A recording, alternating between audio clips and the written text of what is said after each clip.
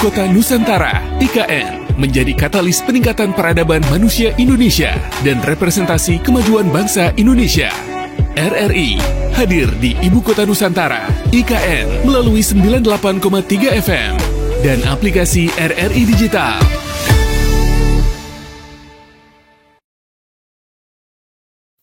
Pemirsa RRI Net, ya ini di belakang kami ada unit bus listrik, merupakan salah satu layanan transportasi dari otorita IKN untuk membawa penumpang menuju ke kantor pemerintahan IKN. Nah, seperti apa fasilitas yang ada di mobil listrik ini akan dijelaskan bersama dengan Pak Topik ya. Pak Topik, selamat pagi Pak. Selamat pagi Bapak. Baik. Pak Topik, izin jabatannya di sini sebagai apa Pak?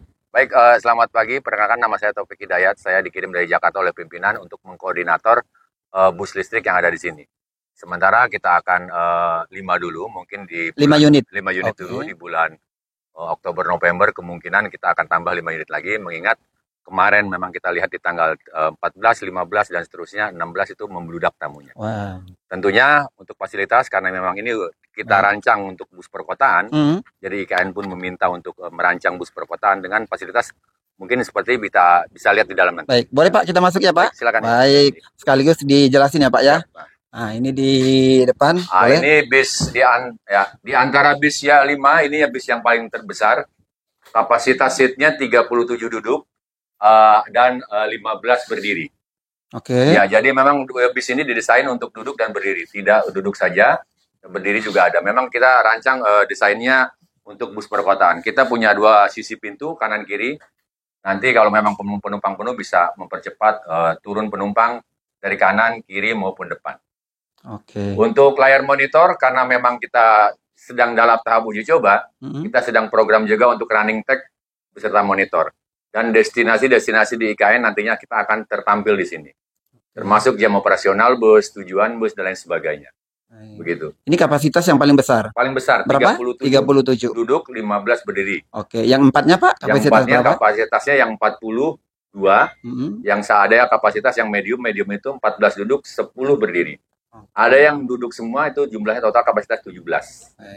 Pak Topik, ini pengunjung yang akan atau yang bisa naik mobil listrik ini harus mendaftar terlebih dahulu ya Pak ya? Betul. Untuk tamu-tamu pengunjung luar harus mendaftar aplikasi menggunakan Aikno. Ya, aplikasi ini setelah mereka mendaftar bisa satu tiket ini untuk 5 orang.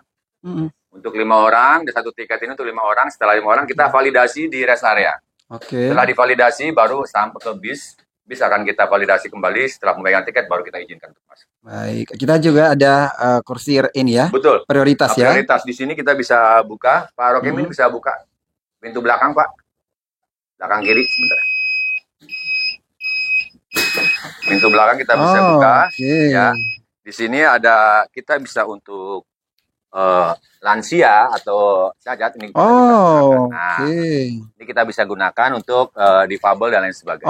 Kita bisa gunakan dan mempermudah. Kemarin di 17 Agustusan kita untuk ngangkut para menteri-menteri dan ibu negara, ibu menteri ya pakai ini juga. Siap. Kita bisa lakukan seperti ini.